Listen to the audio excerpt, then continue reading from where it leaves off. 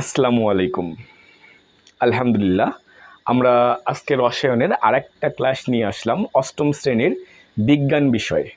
তো অষ্টম শ্রেণীর বিজ্ঞানে আমরা জানি ৩টা অংশ। একটা হচ্ছে পদার্থ থেকে আসে, একটা হচ্ছে রসায়ন থেকে আসে, আর একটা হচ্ছে জীববিজ্ঞান থেকে আসে। তো আমরা এই ধারাবাহিকভাবে ক্লাসগুলো দিয়ে যাচ্ছি।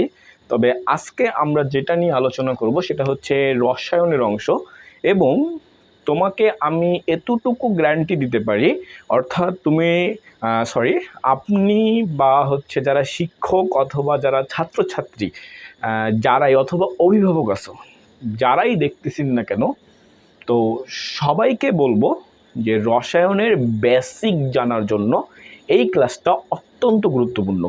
এবং আমি ধরলাম যে আপনার সন্তান রসায়নে কিচ্ছু পারে না, তবে সে যদি আজকের ক্লাসটা করে তাহলে আশা করি তার একটা ভালো ফলাফল সে লক্ষ্য করবে এবং রসায়নের প্রতি তার একটা ভালোবাসা জন্মাবে। তো আমরা বলবো যে আজকের ক্লাসটা তোমাদের জন্য এবং শিক্ষার্থী যারা আছে তোমাদের জন্য খুবই খুবই গুরুত্বপূর্ণ। তো চলো তাড়াতাড়ি শুরু করে দেই। তো আমরা অষ্টম শ্রেণীতে যে বিজ্ঞানের যে ক্লাসটা নিয়ে আলোচনা করতেছি সেটা হচ্ছে আজকে পরমাণুর গঠন নিয়ে আলোচনা করব। তো সেখানে আমাদের হচ্ছে মেন যে কনসেপ্টগুলো আছে আমি একটু বলি। প্রথমে আমরা আজকে আলোচনা করব প্রতীক, সংকেত, ধাতু, অধাতু এবং হচ্ছে যোজনী। এই কয়েকটা বিষয় নিয়ে আমরা আজকের ক্লাসে আলোচনা করব এবং কথা দিচ্ছি একটা সর্বোচ্চ পরিমাণে বেসিক তোমাদের গড়ে উঠবে। আর দ্বিতীয়ত হচ্ছে সংকেত, প্রতীক, যোজনী, এই 3টা ক্ষেত্রে আর কখনো ভুল হবে না আশা করি।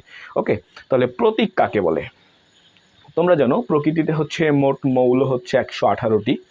তো 118টি মৌলের সবারই নাম তো আমরা অতভাবে বানান করে করে মনে রাখা সম্ভব নয়। কোনো নামটা ল্যাটিন থেকে এসেছে, কোনো নাম এসেছে আরবি থেকে, অ্যারাবিক থেকে, কোনো নাম এসেছে ইংরেজি থেকে। তো এই যে নামগুলো, সেই নামগুলোর সংক্ষিপ্ত রূপকে আমরা বলবো প্রতীক। তাহলে কোনো মৌলের ইংরেজি, ল্যাটিন, আমার সাথে সাথে বলো, কোনো মৌলের ইংরেজি, ল্যাটিন এবং অ্যারাবিক নামের সংক্ষিপ্ত রূপকে আমরা বলবো হচ্ছে প্রতীক। যেমন কি হতে পারে? ধরো আমি যদি বলি যে হচ্ছে হাইড্রোজেন, তারপরে হচ্ছে সোডিয়াম, তারপরে হচ্ছে ব্রোন। আচ্ছা, তুমি এই কয়েকটা জিনিস চিন্তা করো।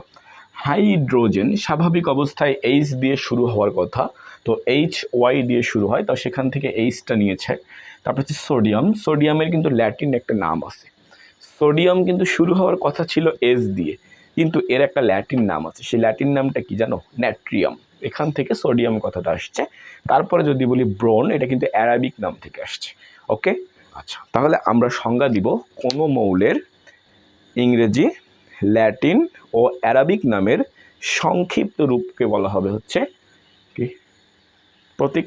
আচ্ছা, এবার আসো সংকেত।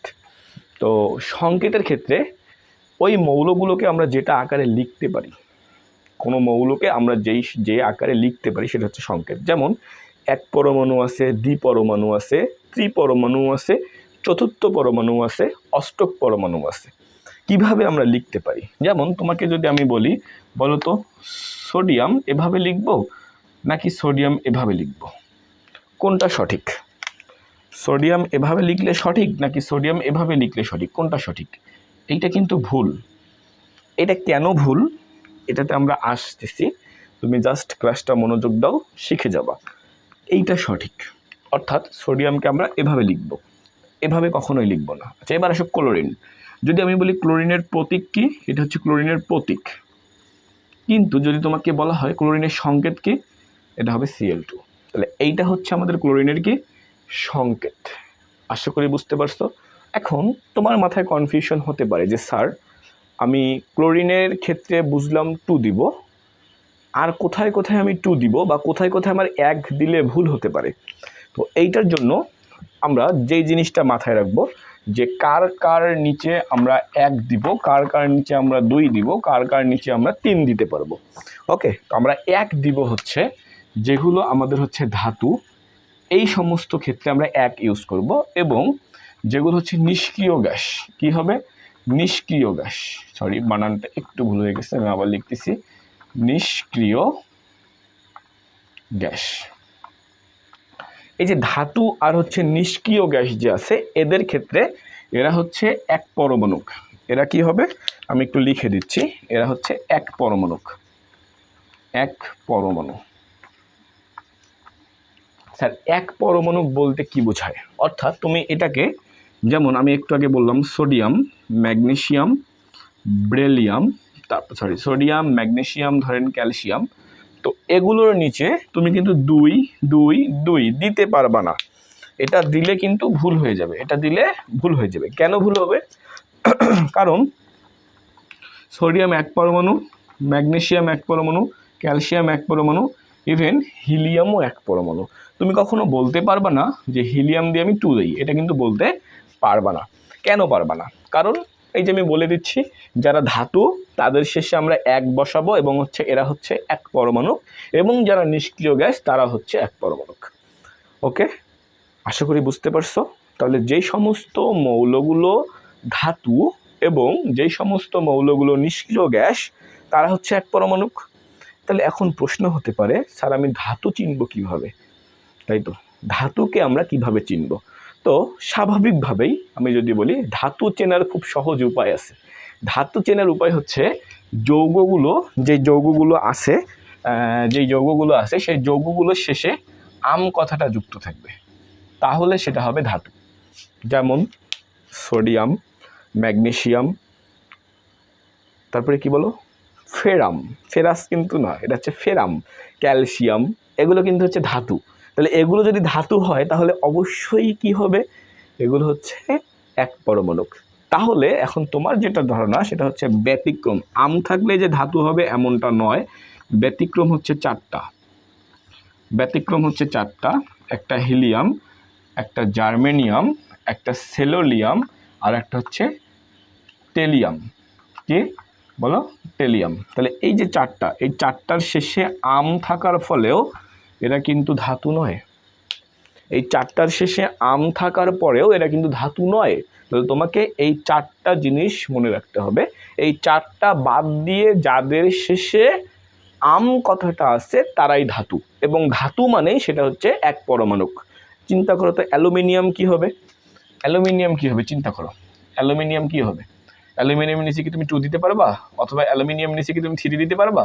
না, কখনোই না। অ্যালুমিনিয়াম নিচে তুমি 2ও দিতে পারবা না, এবং অ্যালুমিনিয়াম নিচে তুমি 3ও দিতে পারবা না। কারণ কি? অ্যালুমিনিয়াম একটা ধাতু, অ্যালুমিনিয়ামকে তুমি এক পরমাণু আকারে লিখবা। ওকে, আশা করি বুঝতে পারছো। এখন ঘটনা হচ্ছে, তুমি তো ক্লাস 8-এ পড়ো, তুমি নিষ্ক্রিয় গ্যাস কোনগুলো সেগুলো হয়তো বা তোমার একটু অসুবিধা হতে পারে। নিষ্ক্রিয় গ্যাস হচ্ছে গ্রুপ 18-তে অবস্থিত যে মৌলগুলো আছে, তো এগুলো তুমি আপাতত মনে রাখো। এগুলো কেন নিষ্ক্রিয় গ্যাস হলো, কিভাবে আসলো, এগুলো আমরা নবম দশম শ্রেণীতে জানার ব্যাপার।